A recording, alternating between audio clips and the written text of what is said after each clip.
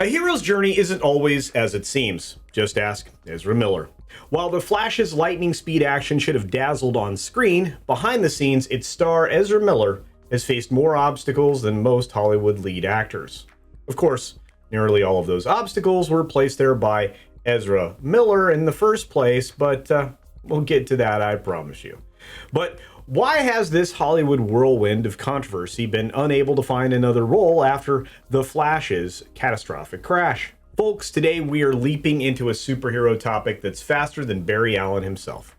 Talking about Ezra Miller and the epic disaster that was The Flash. This is a little dangerous here as far as subject matter, so consider hitting that like button now to help with the logarithm that will try to push us down. Well, it will definitely push us down, but let's strap in because we're about to break down why Hollywood won't cast Ezra Miller anymore. Here we go!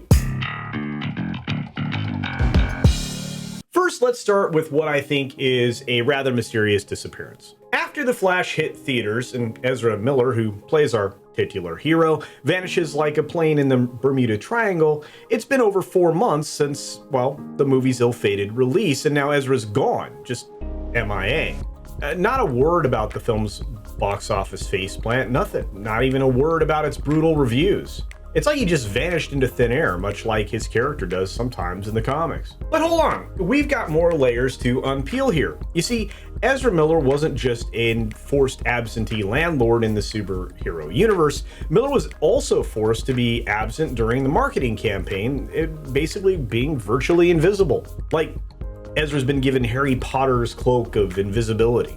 At the same time, it was reported that Miller's absence was requested by the studio, so who are we to believe? And to what extent that is actually carried over until now may be an actual form of social rehab, or societal rehab, or all of the above.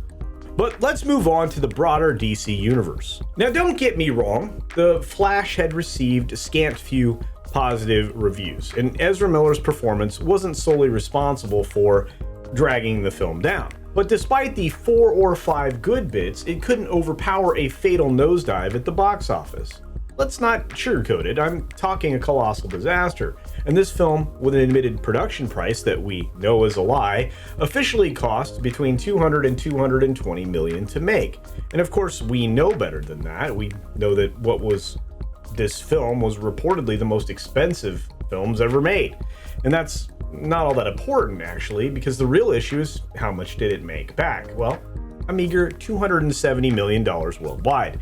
This film is likely to be underwater to the tune of about $350 million at this point. Now, this obviously created a challenge for Disney at this point to try to flop harder in the future, and maybe the Marvels will come close. Let's look at these car crash numbers and put them in perspective. Let's say you have a shiny new sports car, and you spent a fortune pimping it out, yet despite all your accessory add-ons, it stalls and conks out on you about every mile or so. This is kind of how Warner Brothers is likely feeling right now, given the astronomical costs of all these superhero films, especially this one. It really needed to cross that $800 million finish line to even think about sniffing a break-even point. What an epic faceplant. Now, in Hollywood, there must be always somebody to blame. So, who's the culprit behind the supersized failure in Hollywood's eyes? Well, this one's dirt simple, and you probably already guessed it. I mean, Ezra Miller, right? Well, even though his absence from the marketing campaign was not his fault because they literally forced it on him, reports are suggesting that this actually cost the movie between $80 million to $120 million in media value. So his misbehavior that forced his absence in the promotion cycle was incredibly costly. Yeah, that's not a great way to win friends in Hollywood, is it? So let's revisit the many things that led to Ezra's absence from the press cycle for this film. Before The Flash even hit the big screens, Ezra's life was completely playing out like a horror film. The laundry list of personal and legal problems were subject of mainstream memery. You saw abusive acts, criminal charges, accusations of manipulating young persons, and of course breaking and entering to take alcohol. All of this self-destruction was baffling because you've got a superhero flick that's like right in your hands. And yet you start making all of this, well, baggage. It's hardly a recipe for box office gold right there. Make no bones about it though, Ezra Miller's personal life prior to the film's release became more and more important to the audience than the film. And let's just say it didn't make for, well, a shining box office. As if this wasn't bad enough, the future won't get much better anytime soon. Even if The Flash had been a commercial hit, DC and Warner Brothers would have had some serious second thoughts about having Ezra Miller back for a sequel. That's a whole studio that's closed for business with Ezra for the foreseeable future. You see, in Hollywood, at a certain point, it's not personal, it's business. And if you invested in a lemon and it's out of juice, you wouldn't keep squeezing it, right? Well, the studio reportedly invested a truckload of money in Ezra, and that obviously didn't pay out at all. There was no box office jackpot. So is there redemption? So where does Miller go from here?